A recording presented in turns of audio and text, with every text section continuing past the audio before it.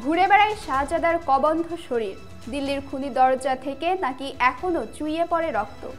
আসসালামু আলাইকুম দর্শক, চাঞ্চল্যকর কিছু তথ্য নিয়ে আপনাদের সাথে আছি আমি নওরিন খান।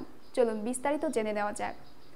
মহাবিদ্রোহের সময় দিল্লি যে প্রায় এক মৃত্যুনগরীতে পরিণত হয় সে বিষয়ে কোনো সন্দেহ নেই।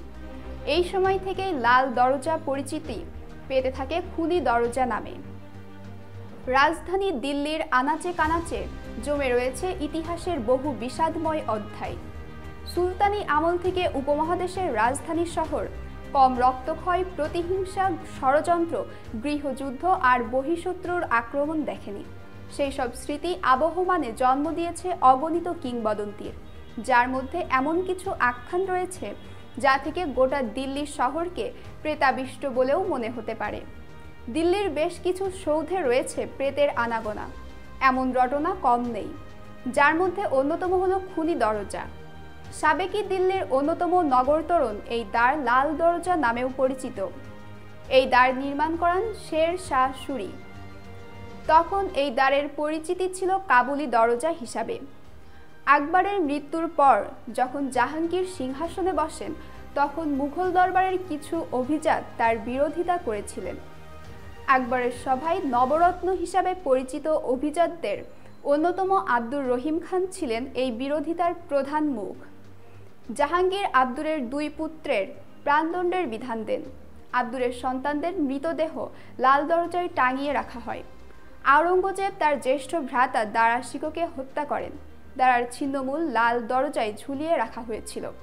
1939 সালে যখন পারস্য সম্রাট নাদির শাহ দিল্লি আক্রমণ করেন, তখন তিনি শহর জুড়ে রক্তের স্রোত বইয়ে দেন বলে জানা যায়। অনেকের মতে এই দ্বারের সামনেই এক বড়সড় গণহত্যা সংঘটিত হয়েছিল। 1857 সালের মহাবিদ্রোহের সময় 3 মুঘল শাহজাদাকে হত্যা করা হয় এখানে। বাহাদুর শাহ জাফরের দুই পুত্র মির্জা মুঘল ও মির্জা খিজর সুলতান এবং তার নাতি মির্জা আবু বখতকে ব্রিটিশ সেনাধিকারিক উইলিয়াম হার্টসন হত্যা করেন। কথিত তাদের মৃতদেহ লাল দরজায় ঝুলিয়ে রাখা হয়।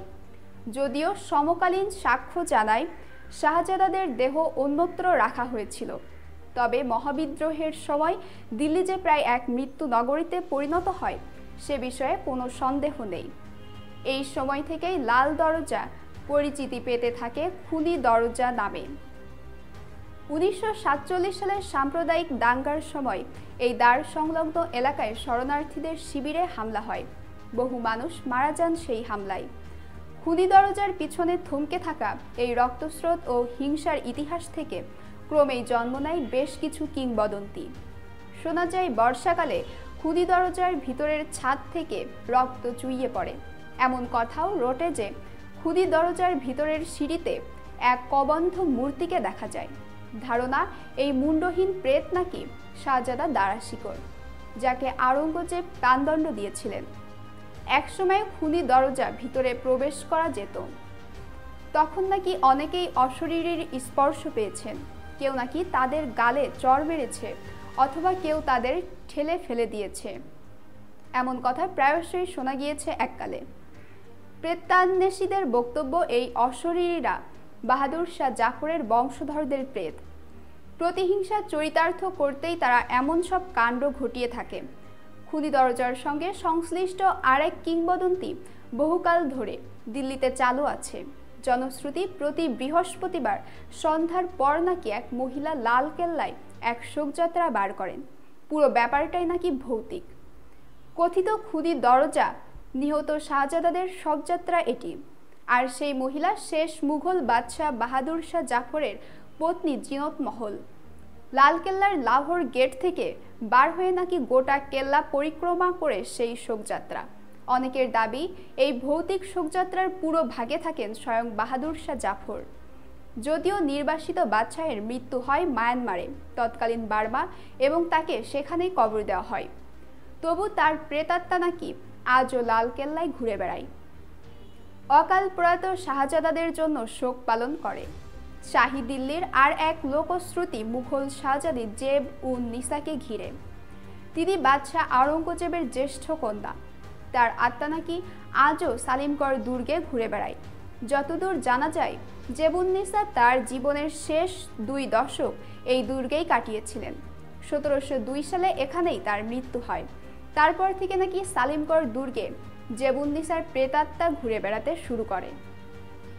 চাঁদনি রাতে কালো হিজাবে মুখ ঢেকে তাকে গজল গাইতে দেখা যায়, এমন দাবি অনেকেরই। আজকের দিল্লি নগরায়ন আর রোশনায়ের এক পরত নিচে যে আজও এমন সব অন্ধকারাচ্ছন্ন কাহিনী ঘুরপাক খায় তা বিশ্বাস করা কঠিন।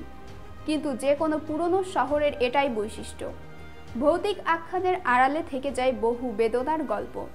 দিল্লিও তার ব্যতিক্রম নয়। মুঘল দিল্লির করুণ দিনগুলির স্মৃতিকে বাঁচিয়ে রাখার জন্যই হয়তো এইসব লোকবিশ্বাস সক্রিয় থেকেছে, জন্ম দিয়েছে একের পর এক কিংবদন্তির। দর্শক, এই ঘটনা জেনে আপনাদের কি মনে হয় জানিয়ে দিন আমাদের কমেন্ট বক্সে। ধন্যবাদ।